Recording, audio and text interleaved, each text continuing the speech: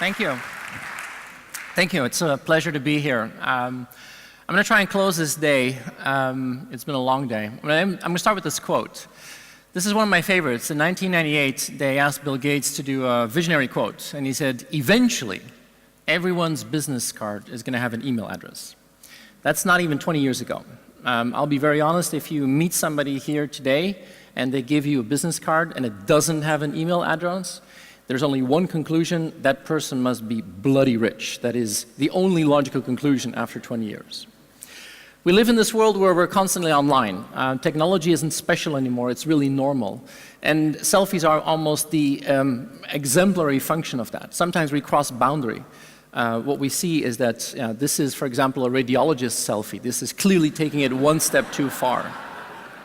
I think we're actually on a transition. We're only halfway there. I remember the old normal. This is an ad from 1980 when there was a 10 megabyte hard disk on sale for $3,495. And in those days, technology was actually easy to sell. I mean, I'm a technologist. We would introduce technology to users. Users had no idea how to use technology in those days.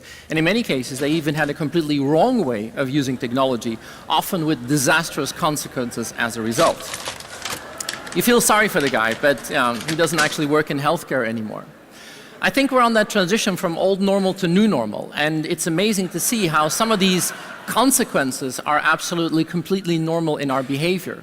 This is one of my favorite examples of that. This is a Santa Claus letter that a young girl wrote to Santa saying, "Dear Santa, how are you? I'm good. Here's what I want for Christmas," and then the Amazon URL of exactly what she wants to have under the Christmas tree.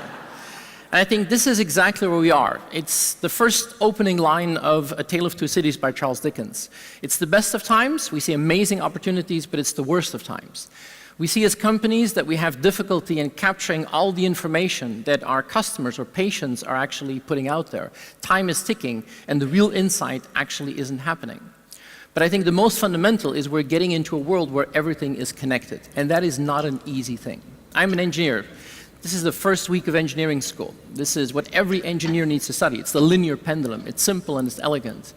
And then they unhinge one hinge, and what happens then is nothing short of spectacular.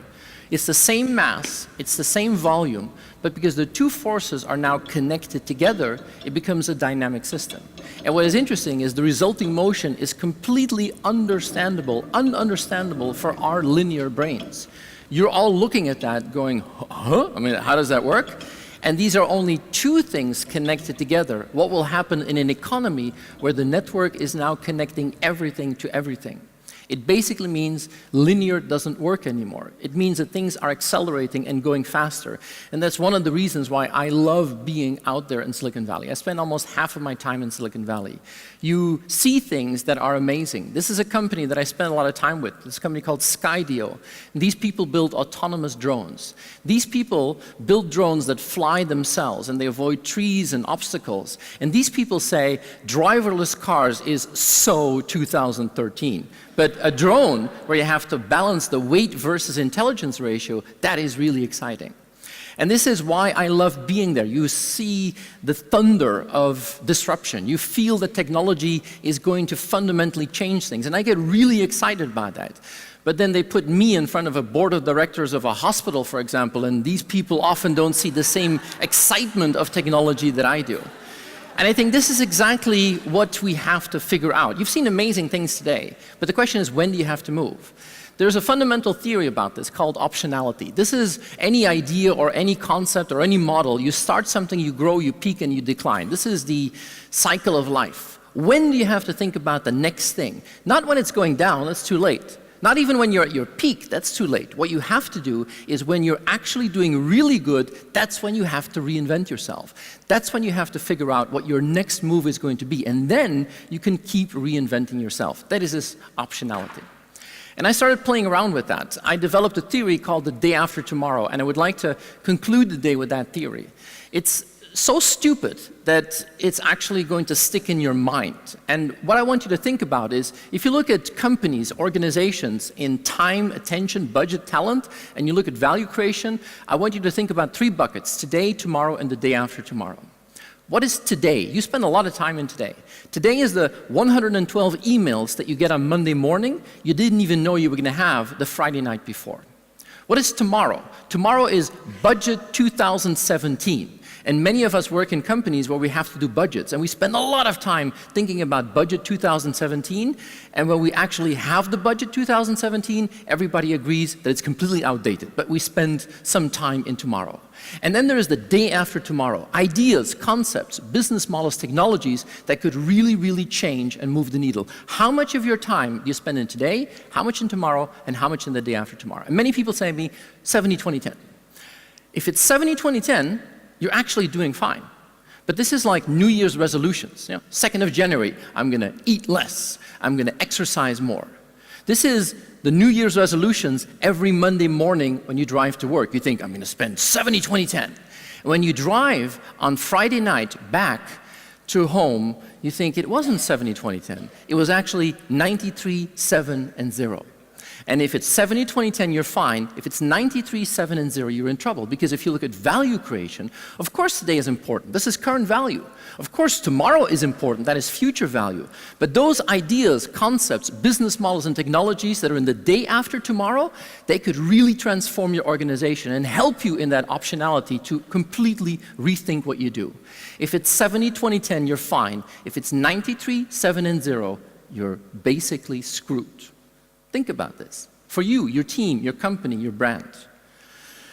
As you can imagine, this is the simplest model in the world. And I was severely disappointed about a month ago. I did a workshop with a big Japanese company. And after a whole day spending really interesting work on that with this Japanese company, the CEO came up to me and said, "Thank you very much for the workshop, Mr. Hinssen, but your model is wrong." And I said, "How can this be wrong? This is the dumbest model in the world." And I'll never forget it. This was on a blackboard. He took a big red marker and he drew something on that and he said, "This is what you forgot." And I said, "What is that?" And he said, "This is the shit of yesterday that we have to clean up." And it creates negative value. And this is what I want you to think about when you go home. You've seen amazing things that could help your company into this day after tomorrow, but what is your balance in your company between the shit of yesterday and the day after tomorrow? And if you don't get that right, you're fundamentally not going to even make it to the day after tomorrow. And I spend all my time worrying and thinking exactly about that. How do you organize for the day after tomorrow? And let's be honest, healthcare in the day after tomorrow is nothing short of spectacular. This is what we've done all day. We've looked at things that are tomorrow and the day after tomorrow. Let's be honest, we've seen things that there is no average patient anymore. In healthcare in the future, there is no average patient.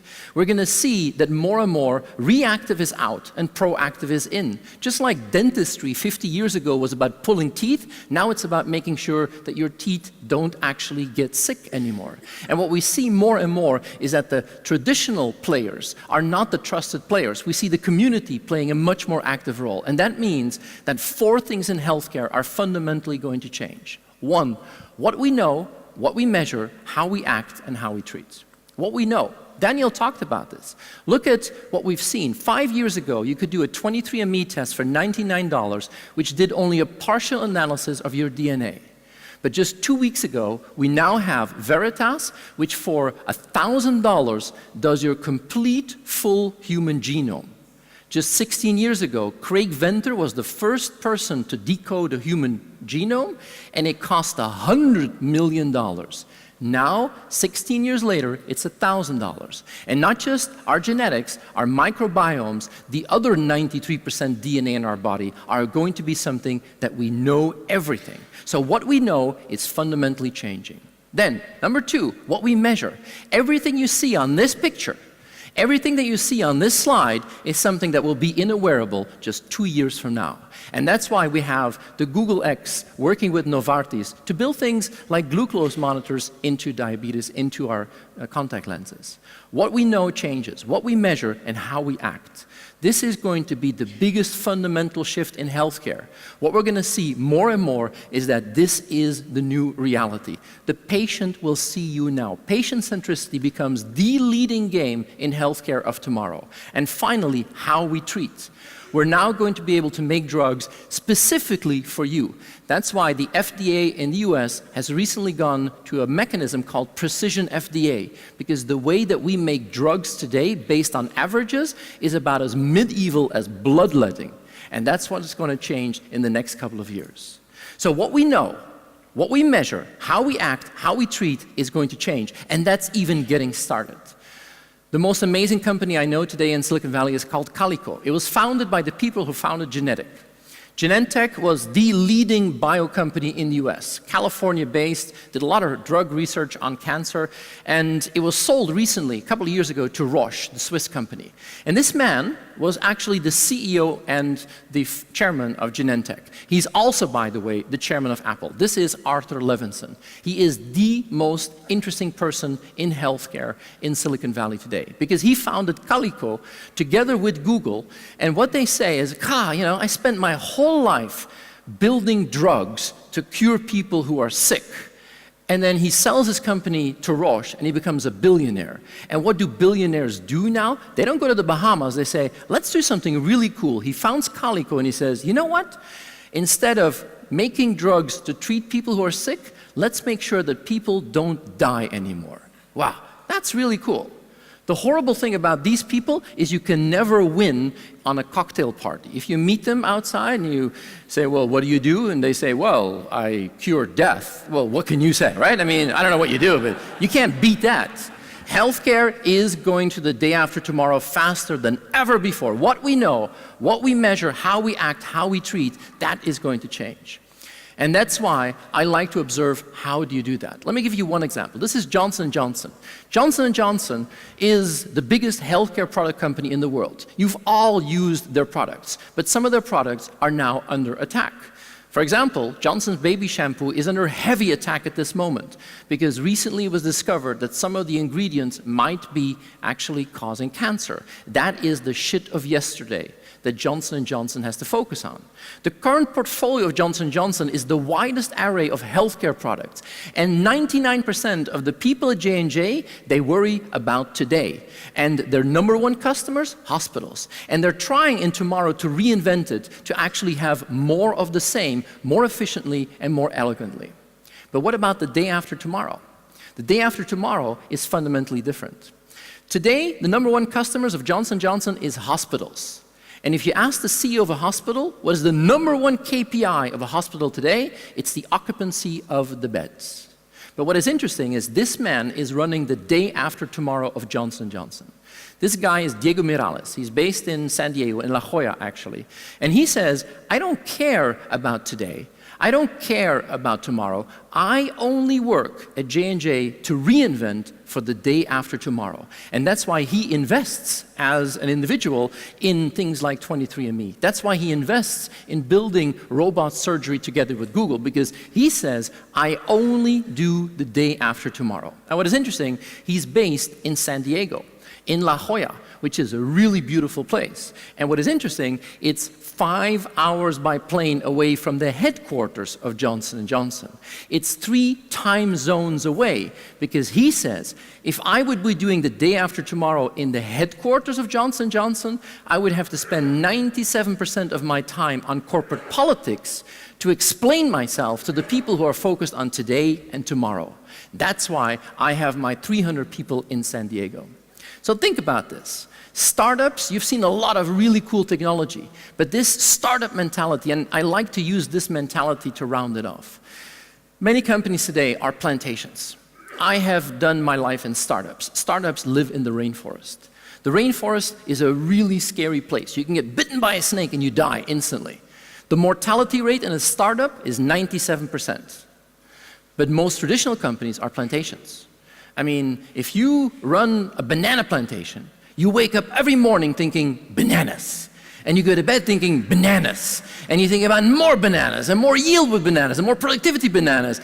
But the chances, if you run a banana plantation, that you ever think of anything else except bananas is zilch. And what many of these plantations